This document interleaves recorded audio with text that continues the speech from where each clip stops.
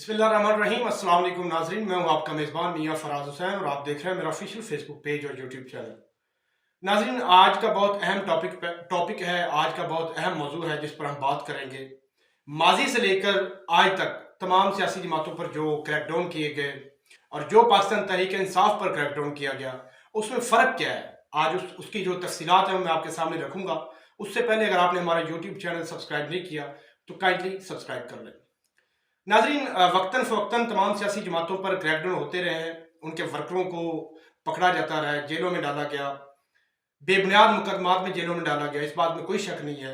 जैसे इमरान खान साहब की हुकूमत में पाकिस्तान तहरीक लब्बैक पर क्रैकडाउन हुआ, सबके सामने आपने भी देखा, हमने भी देखा, पूरी दुनिया ने देखा, खासतौर पर सोशल मीडिया पर इसको बाकायदा तौर पर देखा गया, क्योंकि पाकिस्तान तहरीक लब्बैक के लिए जो मेन स्ट्रीम है वो तो शुरू से ही उस पर बैन है, पाकिस्तान तहरीक लब्बैक।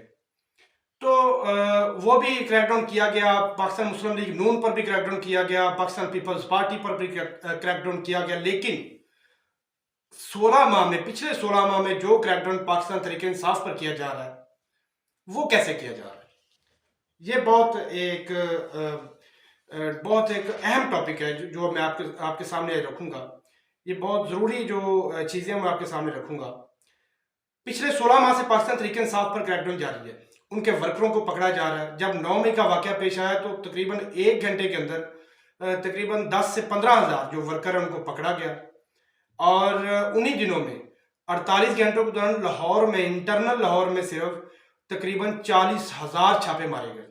लोगों के घरों में घुसकर उनको उठाया गया, लोगों के बेडरूमों तक जाया गया, वहाँ से लोगों को उठाया गया, जो फैमिली हैं उनको यरगमाल बनाया गया, औरतों को उठाया गया, जेलों में डाला गया, माओं से बच्चों को दूर किया गया, बेबुनियाद मुकदमात बनाकर उनको जेलों में फेंका गया।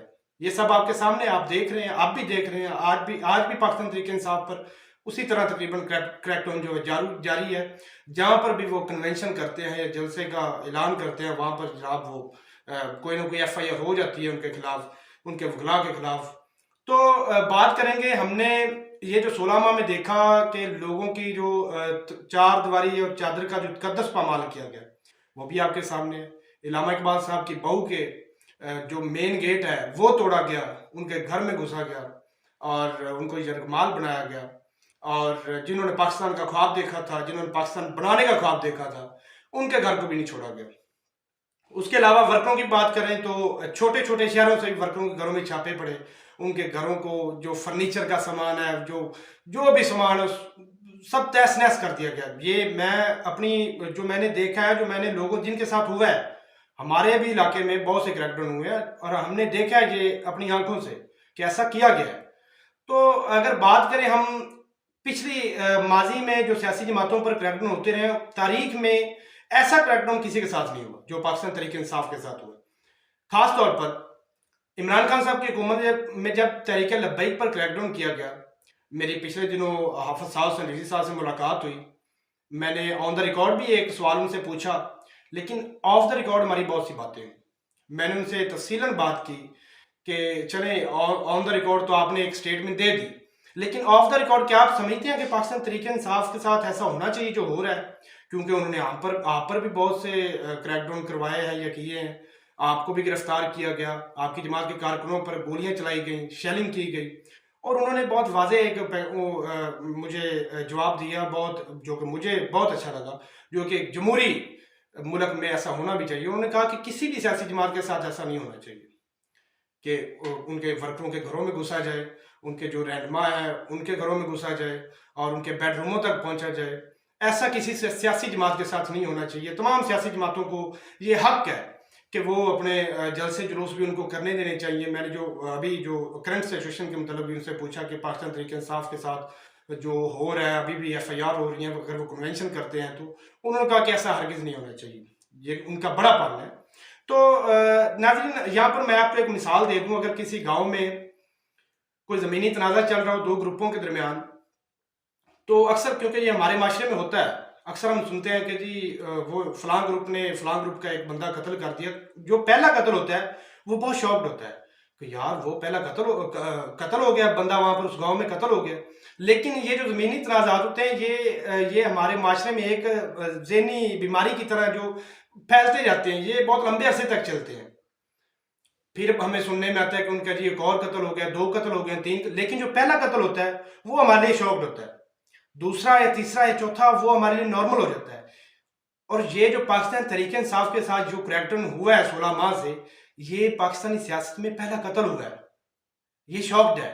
اور جو دوسرا قتل ہوگا، ہو سکتا ہے وہ پاکستان مسلم لیگ نون کے ساتھ ہو سکتا ہے وہ پاکستان پیپلز پارٹی کے ساتھ ہو، وہ دوسرا قتل ہوگا. پھر یہ سب چیزیں نارمل ہو جائیں گی، کیونکہ ہم نے یہ خود کروایا سب کچھ.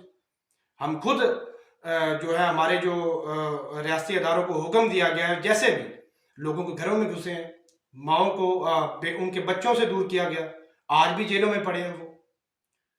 ان کی جو چادر اور 4 دیواری کا تقدس پامال کیا گیا ہے. مطلب کہ بھیانک قسم کا جو کریک ڈاؤن کیا گیا وہ پاکستان تحریک انصاف پر کیا گیا، جو کہ آپ تاریخ میں بھی کسی کے ساتھ آپ نے نہیں دیکھا ہوگا کہ ایسا کسی کے ساتھ کریک ڈاؤن کیا گیا. تو اگر ہم دیکھیں، اگر ہم جمہوری طور پر دیکھیں، کیونکہ ہماری ریاست جو ہے وہ بھی اس چیز کی اجازت نہیں دیتی کہ کسی بھی سیاسی جماعت، کسی بھی جمہوری سیاسی جماعت کے ساتھ ایسا ہونا چاہیے. تو پھر یہ کون ہے جو سب کچھ کرواتا ہے؟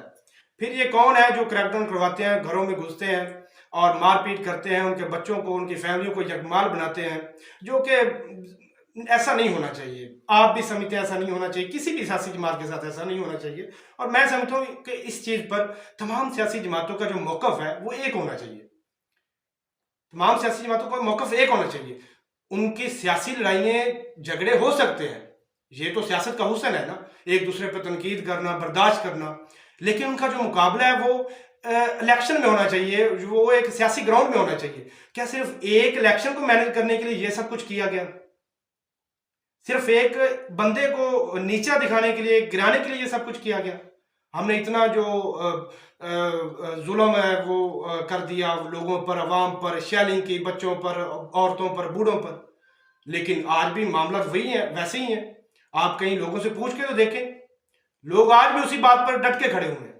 ہاں یہ ضرور ہے کہ وہ کیمرے کے سامنے بات نہیں کرتے، ان کے دلوں میں خوف پیدا کر دیا گیا ہے، ان کے دلوں میں ایک ڈر پیدا کر دیا گیا کہ آپ نے اگر کوئی بات کی تو آپ کو اٹھا لیا جائے گا، آپ کے گھروں میں گھس کر آپ کو اٹھا لیا جائے گا.